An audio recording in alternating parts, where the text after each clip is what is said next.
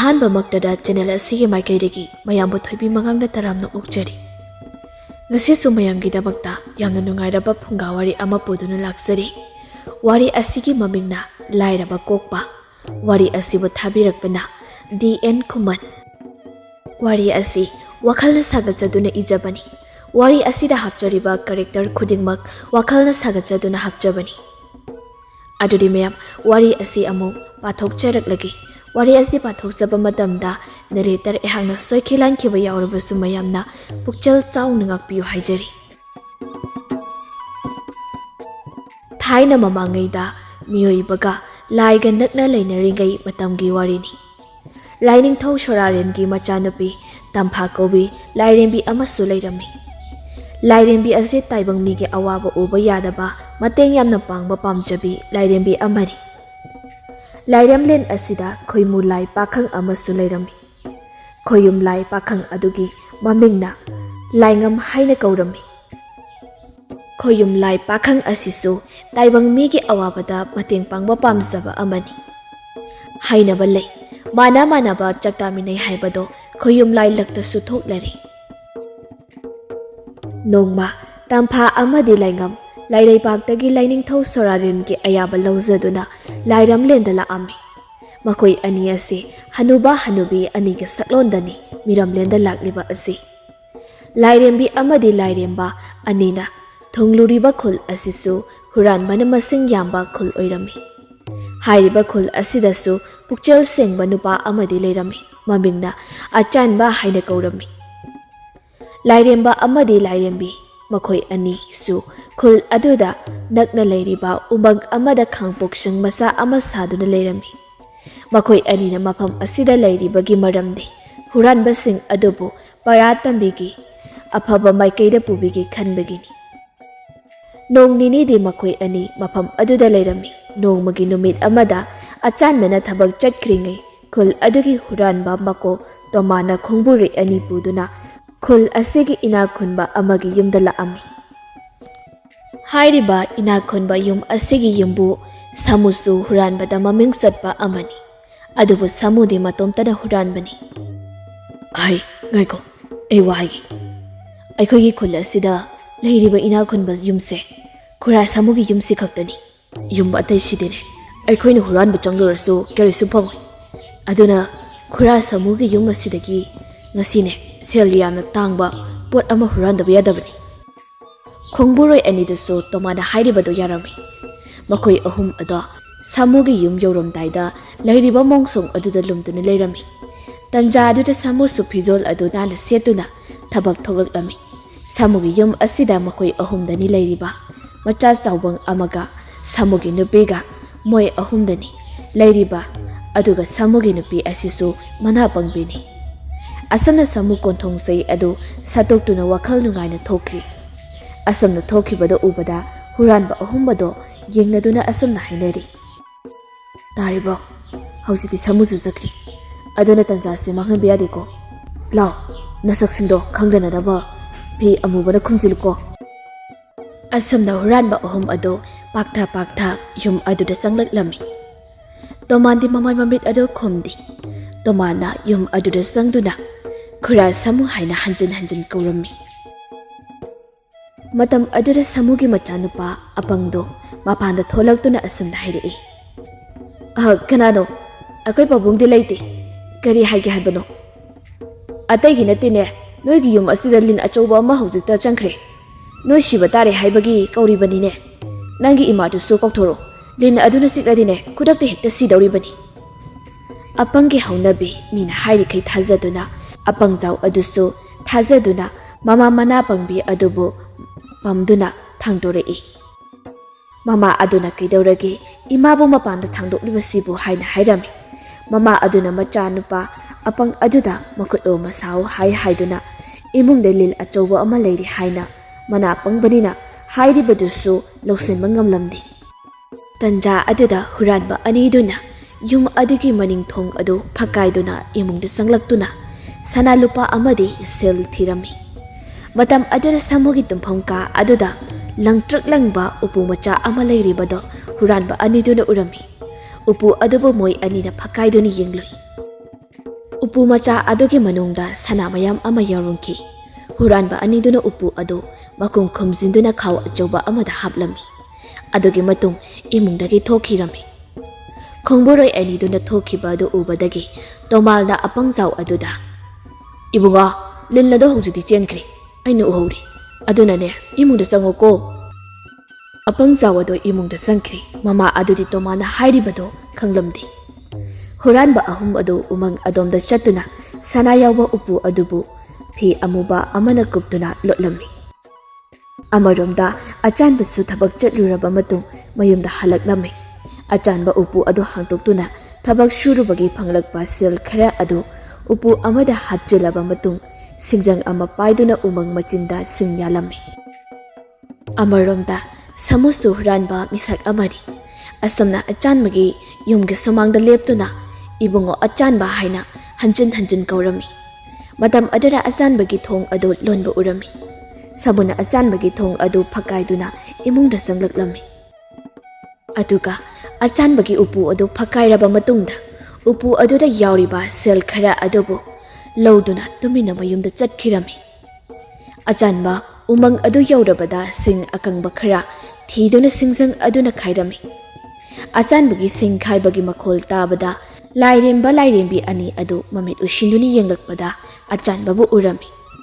Achanbagi punsise piklingai matamdagi warakladuna hauzik phawba waribani. Achanbana gyan khara khara tarakpa matamda mamaga mapagasu huranba kharana hatpikrabani. Achanbagi punsigi wari ase lairembi lairemba ani sinasu khanglami. Maram aduna hanuba hanubige saktam aduda laklami. Achanbadi sing khara adu amu punsinaba taurami. Lairembi aduna sonthangnaba khonjalda isunupa haina kaurai. Achanba mamai adu matungda onthoraktuni yinglui. Matam aduda ahal oirabi makhoi anibu urami. Achanba sing adu makhada amuk thamduna ahan oiraba ani adugi manakta laktuna. Apuka apugabu kadomda chapidoino. Asi hairaga mui anige mayayda leptuna khut adu thawbirami. Ishunupa napuga aigase athapadagi lakpani. Ahal oirakpa asida isa imawnane iyamda napu akhoi se lehaningdre. Adugine umang asida phauduna khul taba mafam chatlegane matam khara laige khana laklibani. Ado isubu mafam asida kaidawramlibadone.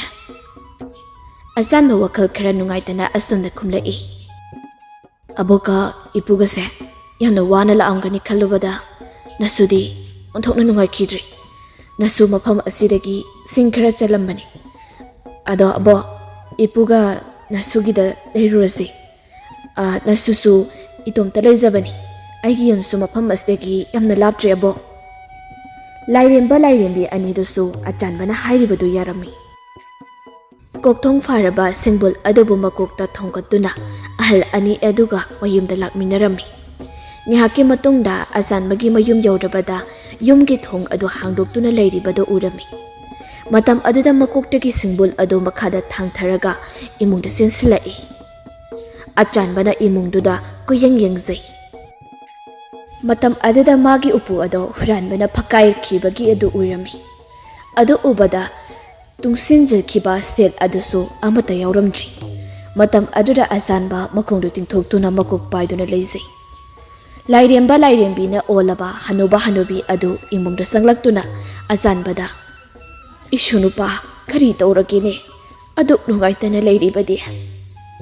Matam aduda achanbana abo ipo atay hinate nasuna migi yumda wana thabak suraga adudagi phanglakpa mamal sen khara khara do tungsiduna upu asida thamjabani. Huranbana hobikre. Asi haina nungaitaba sakpam amada laikhirami. Lairemba lairembi adunasu achanbagi awaba adubu themjinbirami. Ishunupa haujikti haukre karisu khaluranu. Hayengdagidine isuga aikoi ahum umangdagi sing yalaga kaithenda yonsi. Aduga sel singdo amuk tungsilasi. Sidagidine kana ambatana huranba ngamdananaba sengaw ama abokna sembirage. Adoy saru nungaiba waridum sadosi. ꯑꯁꯤ ꯍꯥꯏꯅ ꯍꯥꯏꯔꯒ ꯑꯆꯥꯟꯕꯒꯤ ꯑꯋꯥꯕꯗꯨꯕꯨ ꯊꯦꯝꯖꯤꯟꯕꯤꯔꯝꯃꯤ꯫ ꯑꯃꯔꯣꯝꯗꯅ ꯁꯥꯃꯨ ꯁꯥꯎꯕꯅ ꯃꯅꯥ ꯄꯥꯏꯕ ꯌꯥꯈꯤꯗ꯭ꯔꯦ꯫ ꯃꯥꯒꯤ ꯅꯨꯄꯤ ꯑꯃꯗꯤ ꯃꯆꯥꯗ ꯌꯨꯝ ꯑꯁꯤꯗ ꯀꯅꯥ ꯀꯅꯥ ꯂꯥꯛꯑꯝꯒꯦ ꯍꯥꯏꯅꯁꯨ ꯁꯥꯎꯅ ꯍꯪꯂꯝꯃꯤ꯫ ꯃꯆꯥ ꯑꯄꯪꯖꯥꯎ ꯑꯗꯨꯅ "ꯄꯥꯕꯨꯡ, ꯇꯥ ꯇꯣꯃꯥꯜꯗꯤ ꯂꯥꯛꯑꯝꯃꯤ, ꯑꯗꯣ ꯃꯥꯗꯤ ꯏꯃꯨꯡꯗ ꯆꯪꯗꯦ꯫ ꯌꯨꯝ ꯑꯁꯤꯗ ꯂꯤꯟ ꯑꯆꯧꯕ ꯑꯃ ꯆꯪꯕꯗꯒꯤ ꯃꯥꯅ ꯎꯔꯗꯨꯅꯅꯦ ꯑꯩꯈꯣꯏꯕꯨ ꯀꯟꯕꯤꯔꯝꯃꯤꯅꯤ"꯫ ꯃꯆꯥꯅ ꯍꯥꯏꯔꯤꯕꯁꯤꯡ ꯑꯗꯨ ꯊꯥꯖꯁꯤ ꯀꯗꯥꯏ ꯊꯥꯖꯔꯨꯁꯤ ꯀꯗꯥꯏ ꯈꯟꯐꯝ ꯈꯪꯈꯤꯗ꯭ꯔꯦ꯫ ꯃꯅꯥ ꯄꯪꯕꯤ ꯅꯨꯄꯤ ꯑꯗꯨꯗꯤ ꯃꯋꯥ ꯑꯗꯨꯅ ꯍꯥꯏꯔꯤꯕꯗꯨ ꯀꯔꯤꯅꯣ ꯍꯥꯏꯕ ꯈꯪꯖꯗꯦ꯫ ꯇꯣꯃꯥꯜꯅ ꯍꯨꯔꯥꯟꯕ ꯁꯣꯏꯗꯅ ꯑꯣꯏꯔꯝꯒꯅꯤ ꯍꯥꯏꯕꯁꯤ ꯁꯥꯃꯨꯅ ꯊꯥꯖꯔꯝꯃꯤ꯫ ꯑꯃꯔꯣꯝꯗ ꯇꯣꯃꯥꯜꯒꯤ ꯈꯣꯡꯕꯨꯔꯣꯏ ꯑꯅꯤ ꯑꯗꯨꯒ ꯍꯔꯥꯎ ꯍꯔꯥꯎꯅ ꯋꯥꯔꯤ ꯁꯥꯗꯨꯅ ꯅꯣꯛꯃꯤꯟꯅꯔꯤ꯫ "ꯉꯁꯤꯗꯤ ꯅꯣꯏꯅꯤꯁꯦ ꯌꯥꯝꯅ ꯅꯨꯡꯁꯤꯅꯦ꯫ ꯁꯅꯥꯗꯣ ꯌꯥꯝꯕꯗꯤ ꯑꯣꯏꯗꯦ, ꯑꯗꯨ ꯑꯣꯏꯔꯁꯨ ꯁꯦꯜ ꯃꯌꯥꯝ ꯐꯪꯕꯗꯤ ꯁꯣꯏꯗ꯭ꯔꯦ꯫ ꯐꯔꯦ, ꯑꯩꯈꯣꯏ ꯉꯁꯤꯒꯤꯗꯤꯅꯦ ꯑꯇꯣꯞꯄꯗ ꯆꯠꯂꯒꯨꯝꯁꯤ, ꯄꯣꯊꯥꯔꯁꯤ꯫ ꯑꯗꯨꯒ ꯍꯌꯦꯡꯁꯦ ꯎꯄꯥꯏ ꯑꯃ ꯇꯧꯗꯨꯅ ꯁꯅꯥ ꯂꯨꯄꯥ ꯈꯔ ꯍꯨꯔꯥꯟꯗꯕ ꯌꯥꯗꯦ꯫ ꯑꯗꯨꯒ ꯑꯩꯈꯣꯏ ꯑꯍꯨꯝ ꯌꯦꯟꯅꯔꯁꯤꯀꯣ꯫ ꯉꯁꯤꯒꯤꯗꯤ ꯌꯨꯝ ꯌꯨꯝꯗ ꯄꯣꯊꯥꯅꯔꯁꯤ"꯫ ꯍꯨꯔꯥꯟꯕꯅ ꯅꯝꯅ ꯂꯩꯕ ꯑꯣꯏꯕꯅ ꯄꯣꯠ ꯆꯩ ꯁꯅꯥ ꯂꯨꯄꯥ ꯆꯦꯛꯁꯤꯟꯅ ꯊꯝꯅꯅꯕ ꯍꯨꯔꯥꯟꯕꯅ ꯍꯨꯕ ꯄꯥꯛꯅ ꯍꯦꯛꯇ ꯉꯝꯂꯝꯗꯦ꯫ ꯃꯊꯪꯒꯤ ꯅꯨꯃꯤꯠꯅꯤ ꯑꯉꯟꯕ ꯑꯌꯨꯛꯇ ꯑꯆꯥꯟꯕꯅ ꯑꯍꯜ ꯑꯅꯤ ꯑꯗꯨꯒꯤ ꯏꯔꯨꯖ ꯃꯥꯏꯊꯖꯅꯅꯕ ꯏꯁꯤꯡ ꯈꯔ ꯁꯣꯛꯂꯕ ꯃꯇꯨꯡ ꯊꯕꯛ ꯁꯨꯕ ꯆꯠꯂꯝꯃꯤ꯫ ꯑꯆꯥꯟꯕꯅ ꯆꯠꯈ꯭ꯔꯕꯗ ꯂꯥꯏꯔꯦꯝꯕ ꯂꯥꯏꯔꯦꯝꯕꯤ ꯑꯅꯤꯗꯨꯅ ꯃꯁꯥꯒꯤ ꯁꯛꯐꯝ ꯑꯣꯟꯗꯨꯅ ꯋꯥꯔꯤ ꯇꯥꯟꯅꯔꯝꯃꯤ꯫ "ꯂꯥꯏꯔꯦꯝꯕꯤ, ꯅꯪ ꯑꯩꯅ ꯀꯔꯤ ꯇꯧꯁꯤ ꯍꯥꯏꯕꯅꯣ? ꯑꯆꯥꯟꯕ ꯍꯥꯏꯔꯤꯕ ꯅꯨꯄꯥ ꯃꯆꯥ ꯑꯁꯦ ꯃꯊꯃꯣꯏꯁꯨ ꯌꯥꯝꯅ ꯁꯦꯡꯏ, ꯑꯗꯨꯒ ꯃꯥꯅ ꯋꯥꯔꯛꯂꯤꯕ ꯃꯇꯝꯁꯤꯁꯨ ꯀꯨꯏꯔꯦ꯫ ꯃꯍꯥꯛꯀꯤ ꯂꯥꯏꯔꯕ ꯑꯁꯦ ꯀꯣꯛꯅꯅꯕ ꯀꯔꯤꯒꯨꯝꯕ ꯈꯔ ꯇꯧꯕꯤꯕꯅ ꯐꯠꯇ꯭ꯔꯥ? ꯅꯪ ꯑꯩ ꯃꯐꯝ ꯑꯁꯤꯗ ꯀꯨꯏꯅ ꯂꯩꯕꯁꯨ ꯌꯥꯔꯣꯏ"꯫ ꯂꯥꯏꯔꯦꯝꯕꯤ ꯑꯗꯨꯅꯁꯨ ꯂꯥꯏꯔꯦꯝꯕꯅ ꯍꯥꯏꯔꯤꯕꯗꯣ ꯍꯣꯏ ꯍꯥꯏꯅ ꯈꯨꯝꯂꯝꯃꯤ꯫ "ꯑꯗꯨꯗꯤ ꯂꯥꯏꯔꯦꯝꯕꯤ, ꯅꯪ ꯑꯩ ꯉꯁꯤꯗꯒꯤ ꯃꯍꯥꯛꯀꯤ ꯑꯋꯥꯕꯁꯤ ꯀꯣꯛꯅꯅꯕ ꯊꯕꯛ ꯍꯧꯔꯁꯤꯀꯣ"꯫ ꯑꯁꯨꯝꯅ ꯑꯆꯥꯟꯕꯒꯤ ꯂꯥꯏꯔꯕ ꯑꯗꯨ ꯀꯣꯛꯅꯅꯕ ꯊꯕꯛ ꯍꯧꯔꯝꯃꯤ꯫ ꯑꯍꯥꯟꯕꯗ ꯆꯐꯨ ꯃꯆꯥ ꯑꯃ ꯁꯥꯔꯝꯃꯤ꯫ ꯍꯥꯏꯔꯤꯕ ꯆꯐꯨ ꯑꯁꯤ ꯆꯦꯡ ꯈꯨꯖꯣꯛ ꯑꯃꯈꯛ ꯍꯥꯞꯇꯨꯅ ꯊꯣꯡꯂꯕꯁꯨ ꯃꯤ ꯂꯤꯁꯤꯡ ꯂꯤꯁꯤꯡ ꯆꯥꯕ ꯑꯣꯛꯇ꯭ꯔꯤ ꯐꯥꯎꯕ ꯌꯥꯎꯒꯗꯧꯔꯤꯕ ꯆꯐꯨꯅꯤ꯫ ꯆꯐꯨ ꯑꯗꯨ ꯁꯥꯕ ꯂꯣꯏꯔꯕꯗ ꯂꯥꯏꯔꯦꯝꯕꯤ ꯇꯝꯐꯥꯅ ꯆꯥꯛ ꯊꯣꯡꯒꯠꯈ꯭ꯔꯦ꯫ ꯆꯥꯛ ꯑꯗꯨ ꯂꯣꯏꯔꯕꯗ ꯃꯅꯥ ꯃꯁꯤꯡ ꯈꯔ ꯑꯃꯨꯛ ꯄꯨꯊꯣꯔꯛꯇꯨꯅ ꯏꯟꯁꯥꯡ ꯑꯃꯨꯛ ꯊꯣꯡꯈꯤꯔꯝꯃꯤ꯫ ꯑꯃꯔꯣꯝꯗ ꯁꯥꯃꯨꯗꯤ ꯍꯨꯔꯥꯟꯕ ꯃꯀꯣꯛ ꯇꯣꯃꯥꯜꯒꯤ ꯃꯌꯨꯝꯗꯒꯤ ꯄꯣꯠ ꯆꯩ ꯍꯨꯔꯥꯜꯂꯨꯒꯦ ꯈꯟꯅ ꯂꯩꯔꯝꯃꯤ꯫ ꯇꯟꯖꯥ ꯑꯗꯨꯗ ꯃꯆꯥ ꯑꯄꯪꯖꯥꯎꯒ ꯃꯃꯥꯒ ꯆꯥꯛꯁꯪꯗ ꯀꯟꯅ ꯈꯠꯅꯔꯛꯏ꯫ ꯑꯁꯨꯝꯅ ꯏꯃꯨꯡꯗꯒꯤ ꯐꯨꯛ ꯍꯧꯒꯠꯇꯨꯅ ꯈꯠꯅꯕ ꯑꯗꯨ ꯈꯥꯝꯗꯣꯛꯂꯝꯃꯤ꯫ "ꯑꯥꯏ ꯑꯄꯪꯖꯥꯎ, ꯅꯃꯥ ꯃꯅꯥ ꯄꯪꯕꯤꯁꯤꯒ ꯀꯔꯤꯒꯤ ꯈꯠꯅꯔꯤꯕꯅꯣ ꯍꯥ? ꯄꯥꯕꯨꯡ, ꯏꯃꯥꯅ ꯑꯩꯅ ꯍꯥꯏꯕ ꯌꯥꯗ꯭ꯔꯤꯅꯤ꯫ ꯑꯩꯅ ꯆꯕꯣꯟ ꯄꯤꯌꯨ ꯍꯥꯏꯔꯒ ꯏꯃꯥꯅ ꯂꯣꯏꯅ ꯍꯩꯗꯣꯛꯈ꯭ꯔꯤꯅꯤ꯫ ꯆꯥꯛ ꯂꯥꯝꯕ ꯀꯥꯟꯁꯤꯗ"꯫ ꯑꯁꯤ ꯍꯥꯏꯔꯒ ꯀꯞꯂꯝꯃꯤ꯫ "ꯍꯦ ꯑꯄꯪꯖꯥꯎ, ꯅꯃꯥ ꯑꯁꯤ ꯃꯅꯥ ꯄꯪꯉꯤ ꯍꯥꯏꯕ ꯅꯪ ꯈꯪꯉꯤ ꯅꯠꯇ꯭ꯔꯣ? ꯅꯪꯅ ꯆꯕꯣꯟ ꯄꯤꯌꯨ ꯍꯥꯏꯕꯗꯣ ꯇꯥꯔꯝꯗꯕ ꯑꯣꯏꯔꯝꯒꯅꯤ꯫ ꯀꯞꯂꯅꯨ, ꯆꯥꯛ ꯂꯣꯏꯕ ꯉꯥꯏꯔꯒꯅꯦ ꯆꯥꯃꯤꯟꯅꯔꯣ꯫ ꯄꯥꯕꯨꯡꯗꯤ ꯊꯕꯛ ꯑꯃ ꯆꯠꯂꯨꯈꯤꯒꯦꯀꯣ"꯫ ꯑꯁꯤ ꯍꯥꯏꯔꯝꯂꯒ ꯁꯥꯃꯨꯗꯨ ꯊꯣꯛꯈ꯭ꯔꯤ꯫ ꯑꯃꯔꯣꯝꯗ ꯆꯥꯛ ꯆꯥꯕꯒꯤ ꯃꯇꯝ ꯌꯧꯔꯛꯂꯕꯗ ꯑꯆꯥꯟꯕ ꯁꯦꯜ ꯈꯔ ꯄꯨꯔꯛꯇꯨꯅ ꯃꯌꯨꯝꯗ ꯍꯜꯂꯛꯑꯝꯃꯤ꯫ ꯃꯇꯝ ꯑꯗꯨꯗ ꯁꯥꯃꯨꯅ ꯑꯆꯥꯟꯕ ꯂꯥꯛꯄꯗ ꯎꯔꯝꯃꯤ꯫ ꯁꯥꯃꯨꯅ ꯈꯟꯖꯩ, ꯉꯁꯤꯒꯤ ꯇꯥꯟ ꯆꯥꯔꯦ꯫ ꯂꯝꯕꯤꯁꯤꯁꯨ ꯃꯤ ꯑꯃꯗ ꯆꯠꯅꯗ꯭ꯔꯤ꯫ ꯇꯟꯖꯥ ꯑꯁꯤ ꯃꯥꯡꯍꯟꯕ ꯌꯥꯗꯦ꯫ ꯑꯁꯤ ꯈꯟꯗꯨꯅ ꯃꯃꯥꯏ ꯑꯗꯨ ꯃꯁꯛ ꯈꯪꯗꯅꯕ ꯐꯤ ꯑꯃꯅ ꯈꯨꯝꯖꯤꯜꯂꯤ꯫ ꯑꯗꯨꯒ ꯃꯅꯥꯛ ꯑꯗꯨꯋꯥꯏꯗ ꯇꯥꯕ ꯈꯔ ꯆꯥꯎꯕ ꯎꯇꯨꯞ ꯑꯃ ꯄꯥꯏꯗꯨꯅ ꯑꯆꯥꯟꯕꯕꯨ ꯉꯥꯏꯈꯣ ꯍꯥꯏꯔꯝꯃꯤ꯫ ꯑꯆꯥꯟꯕꯅ ꯀꯅꯥꯅꯣ ꯍꯥꯏꯅ ꯍꯪꯂꯝꯃꯤ꯫ ꯃꯇꯝ ꯑꯗꯨꯗ ꯁꯥꯃꯨꯅ, "ꯍꯦ ꯑꯉꯥꯡ, ꯅꯪꯅ ꯑꯩ ꯀꯅꯥꯅꯣ ꯍꯪꯒꯗꯧꯕ ꯅꯠꯇꯦ꯫ ꯑꯗꯨꯒꯅꯦ ꯑꯩ ꯈꯪꯕꯒꯤ ꯀꯥꯟꯅꯕꯁꯨ ꯂꯩꯔꯣꯏꯀꯣ"꯫ ꯑꯁꯤ ꯍꯥꯏꯔꯒ ꯎꯇꯨꯞ ꯑꯗꯨꯅ ꯑꯆꯥꯟꯕꯒꯤ ꯃꯀꯣꯛꯇ ꯀꯟꯊꯠꯈꯤ꯫ ꯑꯆꯥꯟꯕꯁꯨ ꯃꯀꯣꯛ ꯑꯗꯨ ꯉꯥꯎꯗꯨꯅ ꯎꯞꯇꯨꯅ ꯇꯨꯈꯤꯔꯝꯃꯤ꯫ ꯃꯇꯝ ꯑꯗꯨꯗ ꯑꯆꯥꯟꯕꯒꯤ ꯈꯥꯎ ꯃꯆꯥ ꯑꯃꯗ ꯍꯥꯞꯂꯤꯕ ꯁꯦꯜ ꯈꯔ ꯑꯗꯨ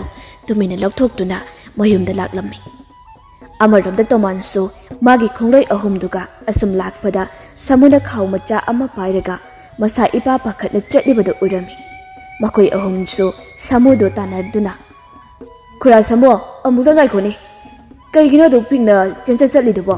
ꯀꯔꯤ ꯇꯧꯕ ꯌꯥꯎꯔꯒꯦ"꯫ ꯑꯁꯨꯝꯅ ꯃꯈꯣꯏꯗ ꯂꯦꯞꯄꯨ ꯍꯥꯏꯔꯕ ꯑꯗꯨꯗ ꯂꯦꯞꯁꯤ꯫ "ꯏꯕꯨꯡꯉꯣ, ꯅꯣꯏ ꯑꯍꯨꯝꯗꯤ ꯀꯗꯣꯝꯗ ꯂꯥꯛꯂꯤꯕꯅꯣ"꯫ "ꯈꯨꯔꯥꯁꯦ ꯊꯕꯛ ꯑꯃ ꯆꯠꯂꯨꯕꯅꯤ꯫ ꯍꯜꯂꯛꯄꯁꯤꯗ ꯆꯥꯛ ꯂꯥꯝꯃꯟꯗꯅ ꯍꯥꯊꯨ ꯍꯥꯊꯨ ꯆꯠꯂꯤꯕꯅꯤ"꯫ ꯃꯇꯝ ꯑꯗꯨꯗ ꯁꯥꯃꯨꯅ ꯄꯥꯏꯔꯤꯕ ꯈꯥꯎ ꯑꯗꯨ ꯇꯣꯃꯥꯟꯅ ꯇꯥꯞ ꯃꯨꯟꯈꯤꯔꯝꯃꯤ꯫ ꯑꯗꯨꯒ ꯇꯣꯃꯥꯟꯒꯤ ꯈꯣꯡꯂꯣꯏ ꯑꯃꯅ ꯊꯥꯡ ꯎꯠꯇꯨꯅ, "ꯈꯨꯔꯥ, ꯉꯁꯤꯗꯤ ꯈꯨꯔꯥ ꯅꯨꯡꯉꯥꯏꯅ ꯄꯣꯊꯥꯔꯣꯀꯣ"꯫ ꯑꯁꯤ ꯍꯥꯏꯔꯒ ꯊꯥꯡ ꯑꯗꯨꯅ ꯊꯤꯟꯅꯅꯕ ꯇꯧꯔꯛꯏ꯫ ꯃꯇꯝ ꯑꯗꯨꯗ ꯁꯥꯃꯨꯅ, Nate nate, amukta ngaiko. Se, khawse, noigi oijoro. Asi hairam labaga samu ado kana chenkri. Huranba ahumdudi iwa wadana sin phangi khana haraurami. Abaromda lairemba aduna achanba laktriba maramna makoi anisu chak sadana lairi. Adubu matam thengla phawba laktaba asida kari awaba tarabano haiduna mamit ushinduni yenglami. Matam aduda asanba makok adu ina pungangang makai lambigi chidai amada taduna lairibada urami. Khudakta lairemba ani adu ahal amagi saklonda achanbagi manakta laklami. Achanbagi manak yaudabada lairemba aduna achanbagi asokpa makok adu thenglami. Matam aduda asokpa pumbada fakri. Mitrang tauduna kana uhandana achanbagi mayum amuk puraktuna gyan tadaba adu suphanbiri asokpu suphanbiri. Azanbadi tumduna leiruba amagumna mikap tholai adubu mayumda leiramba asida ngakti ngaksanarami. Ahal aniduda asamna haijarai. Abo ipo nasubu mafam asida matau karamna. Asi haraga makoktasu makutuna nanduni yenglami. Lairembi tamphana asamna hairei. Isu nupa ngakanu. Isu halak mande haiduna napugane isubu halak para haiduna ne yengba tholakpani. Khara tholaklaba matung isudi lambida gyan mangduna tarambado urakhi. Napuga aigana isubune poduna puraklaga gyan laknanaba honaraklibani. Asanba mapuga mabokada makhong paiduna khurumsai adaga asumna hairaki. Abo ipo nasuna thabak shurubagi sel adu puduna yumda halakpagi lambida khuranba khura samuna aibu kokta utup macha amana kalaki adudagi gyan takhidri. Asi hairaga nungaitana amuk leiki. Isudine karisu khaluranu. Isunane khudong thiaudribase yamna pharabani. Ngasidagidi isu thabak chatlanu. Ngasai isuna thabak chakthokringaidane napuna aikhoigi hanagi yumda chatunane laina piramba mitrangi chapu ama laurabani. Chapu ase ngasidagi isugi oirabani. Adugane isugi yum asisu nauna sado ase. Aduna atay thabak chatlanu. Hayengdagi dine umang asida napuga ukakpa oina chatlo. Yum asi hana sakhisiko. Achanbagi yum asisu nungsit akanba ama silakpa matamda leheuraroi khanbagini. Aduna yum adu hana saragi khanjari. Asumna chapu adudagi lairembi aduna sagluk ahum onthoraktuna makoi ahum chaminarami. Achanbadi chak insang adu punsida amukta charaktriba amagumna yamna haurami aduga mabuk thanasu chajarami. Chak toklaba matung hek pothanarami. Potharingai matamda lairembi aduna lairembaga achanbada asumna hairami. Ishunupa ipudi ikaubu kaururini. Ngasai ipuna hadagi yumda chatlubada ipuna tungsinjaba sana khau macha ama purakpani. Yum yongna purakpa ngamdradunane umang machi amada lotlambani. Sana ado ipu laurugi ko. Lairembi aduga lairemba adugana umang aduda laktuna huranba tomana lotlamba sana ado pududa amuk laklami. Imungda sanglaktrigai mitrangi upu phajaba amasu thoalami aduga imungda sanglakami. Asanbada sanaga upuga do sinarami aduga asumna lairembina hairami. Yengoi isunupa haujiktini nahak awaba amuk hana tararoi. Du sana mayamse kai kairaga sabada loiba nairaroi. Aduga upu asisune isu khaktana hangba ngamgani. Mitop amatana upu ase hangba sungamoi sokpa sungamoi ko. Achanba chanaga upuga do ubada haraurami. Hanna lairembi adubu khurumjarami. Asumna numit asiso haukri mathangi numitni achanba amadi lairemba umangda chatlami. Lairembi adudi lairamlenda chatkirami. Umang yaurabada yum sananaba u kaya yanba haurakli. Achanbadi ujau khara yanbada masa ado popta kai warami. Matam aduda lairemba aduna achanbagi masada soktuna isubu warabro ngihakta potharo law haina hairami. Achanbasu wamanbana pothabado pamlami. Ngihak pothaduna chanana tumthakri. Matam aduda lairemba aduna achanbagi masa pumba nanbiduna mapangal haplami. Adugi matung achanbabu haudokpirami. ꯑꯆꯥꯟꯕꯁꯨ ꯍꯧꯒꯠꯂꯛꯇꯨꯅ ꯑꯃꯨꯛ ꯎ ꯌꯥꯟꯕ ꯍꯧꯔꯝꯃꯤ꯫ ꯍꯟꯗꯛꯇꯤ ꯎ ꯄꯥꯝꯕꯤ ꯑꯃ ꯀꯛꯄꯗ ꯃꯁꯥ ꯑꯗꯣ ꯋꯥꯕ ꯑꯃꯠꯇ ꯐꯥꯎꯈꯤꯗ꯭ꯔꯤ꯫ ꯑꯆꯥꯟꯕ ꯃꯁꯥ ꯃꯇꯣꯝꯇꯁꯨ ꯑꯉꯛꯄ ꯐꯥꯎꯔꯝꯃꯤ꯫ ꯄꯨꯝꯅꯃꯛ ꯑꯁꯦ ꯃꯍꯥꯛꯇꯤ ꯈꯪꯖꯗ꯭ꯔꯤꯕꯅꯤ꯫ ꯑꯁꯨꯝꯅ ꯃꯤꯀꯨꯞ ꯈꯔꯒꯤ ꯇꯨꯡꯗ ꯌꯨꯝ ꯑꯃ ꯁꯥꯕꯗ ꯆꯪꯒꯗꯧꯕ ꯎ ꯃꯁꯤꯡ ꯁꯨꯅ ꯌꯥꯜꯂꯝꯃꯤ꯫ ꯑꯃꯔꯣꯝꯗ ꯂꯥꯏꯔꯦꯝꯕꯤ ꯑꯗꯨꯅ ꯃꯄꯥ ꯂꯥꯏꯅꯤꯡꯊꯧꯗ ꯑꯁꯨꯝꯅ ꯍꯥꯏꯖꯔꯝꯃꯤ꯫ ꯏꯄꯥ ꯂꯥꯏꯅꯤꯡꯊꯧ, ꯅꯃꯣꯝ ꯑꯣꯏꯕꯤ ꯑꯩꯅ ꯏꯄꯥꯗ ꯀꯔꯤꯒꯨꯝꯕ ꯑꯃꯠꯇ ꯍꯥꯏꯖꯒꯦ꯫ ꯏꯄꯥ ꯂꯥꯏꯅꯤꯡꯊꯧꯅ ꯌꯥꯕꯤꯌꯨꯗꯣ ꯂꯥꯏꯅꯤꯡꯊꯧ꯫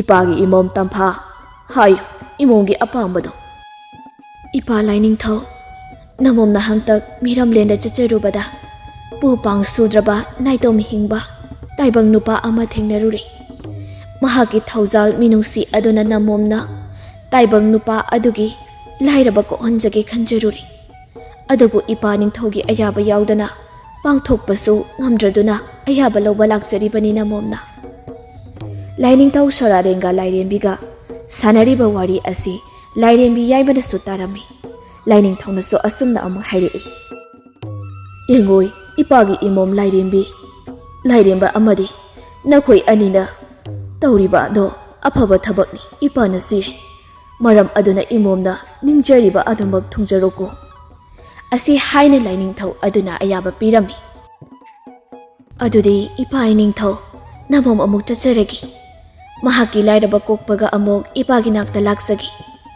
ꯑꯁꯤ ꯍꯥꯏꯔꯝꯂꯒ ꯆꯠꯀꯦ ꯇꯧꯔꯤꯉꯩ ꯂꯥꯏꯔꯦꯝꯕꯤ ꯌꯥꯏꯃꯅ ꯏꯆꯦꯝꯍꯜ, ꯏꯆꯦꯝꯍꯜ ꯑꯃꯨꯛꯇ ꯉꯥꯏꯕꯤꯈꯣ꯫ ꯃꯇꯝ ꯑꯗꯨꯗ ꯂꯥꯏꯅꯤꯡꯊꯧ ꯁꯣꯔꯥꯔꯦꯟꯅ ꯏꯃꯣꯝ ꯌꯥꯏꯃ, ꯀꯔꯤ ꯑꯃꯨꯛ ꯇꯧꯔꯕꯒꯦ?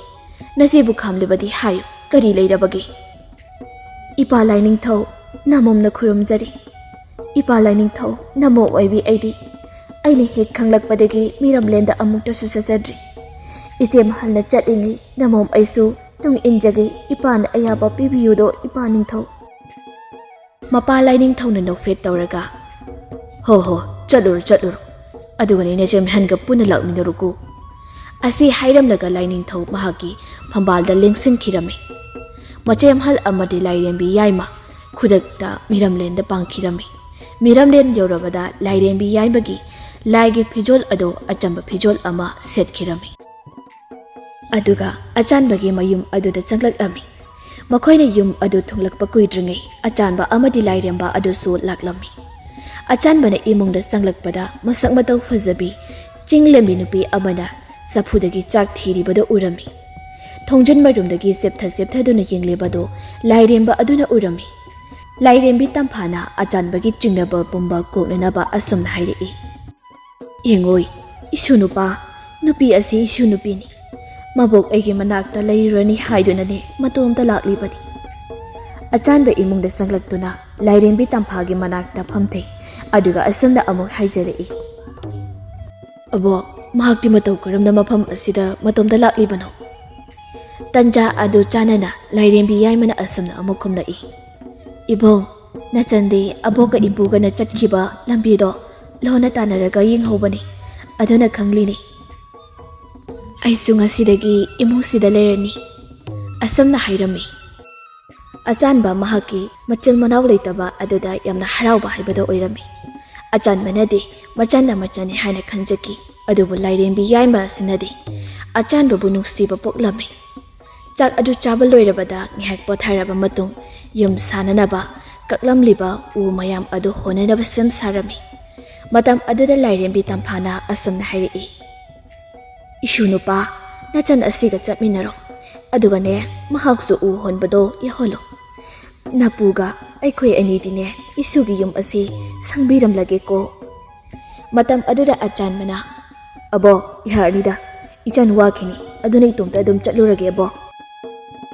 ꯂꯥꯏꯔꯦꯝꯕꯤ ꯌꯥꯏꯃꯅ ꯏꯕꯨꯡ, ꯑꯩꯁꯨ ꯂꯥꯛꯀꯅꯤ, ꯅꯠꯇ꯭ꯔꯗꯤ ꯑꯩ ꯍꯥꯟꯅ ꯌꯨꯝꯗ ꯍꯟꯈ꯭ꯔꯒꯦ꯫ ꯑꯁꯤ ꯍꯥꯏꯔꯒ ꯄꯩꯊꯣꯛꯇꯨꯅ ꯂꯩꯈ꯭ꯔꯤ꯫ ꯑꯆꯥꯟꯕꯁꯨ ꯎꯄꯥꯏ ꯂꯩꯇ꯭ꯔꯗꯨꯅ ꯍꯣꯏ ꯂꯥꯛꯑꯣ ꯆꯠꯁꯤ꯫ ꯂꯥꯏꯔꯦꯝꯕꯤ ꯌꯥꯏꯃꯒ ꯑꯆꯥꯟꯕꯤꯒꯁꯨ ꯋꯥꯔꯤ ꯁꯥꯟꯅꯗꯨꯅ ꯂꯥꯛꯂꯝꯃꯤ꯫ ꯎꯃꯪꯁꯨ ꯅꯛꯅ ꯂꯩꯕ ꯃꯔꯝꯅ ꯉꯥꯏꯍꯥꯛꯀꯤ ꯃꯇꯨꯡꯗ ꯎꯃꯪ ꯑꯗꯨ ꯌꯧꯔꯝꯃꯤ꯫ ꯎꯃꯪ ꯑꯗꯨ ꯌꯧꯔꯕꯗ ꯎꯖꯥꯎꯁꯤꯡ ꯑꯗꯨ ꯊꯥꯡꯇꯣꯛꯄ ꯍꯧꯔꯝꯃꯤ꯫ ꯂꯥꯏꯔꯦꯝꯕ ꯑꯗꯨꯅꯁꯨ ꯑꯆꯥꯟꯕꯒꯤ ꯃꯄꯥꯡꯒꯜ ꯀꯥ ꯍꯦꯟꯅ ꯍꯥꯞꯈꯤꯕꯅ ꯃꯁꯥ ꯑꯗꯨꯗ ꯑꯔꯨꯝꯕ ꯂꯩꯈꯤꯗ꯭ꯔꯤ꯫ ꯑꯆꯥꯟꯕ ꯑꯉꯛꯄ ꯑꯃꯗꯤ ꯐꯥꯎꯔꯝꯃꯤ꯫ Upambi ama tap launa paiduna maringpanda thangkatlami.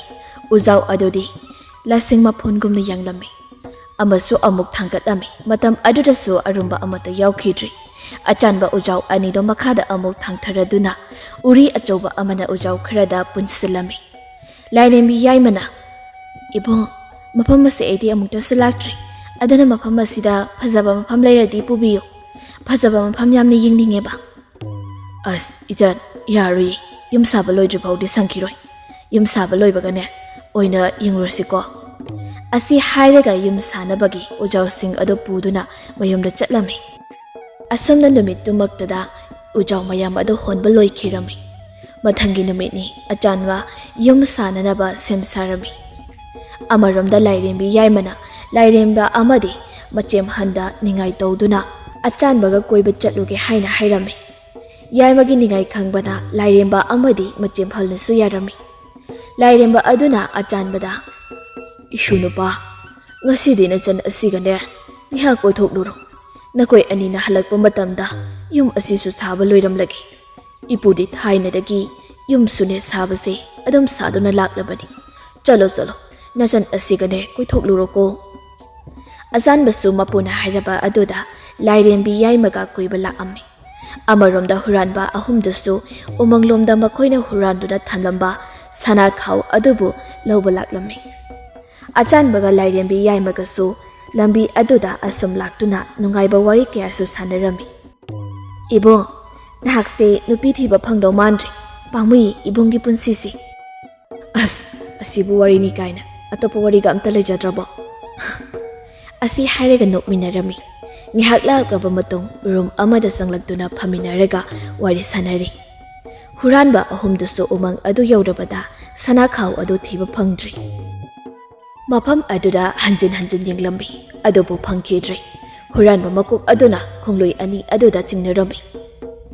Nakoi ani na laukthokpa soidan oiramgani. Nakoi ani khaktani aina chingnarise.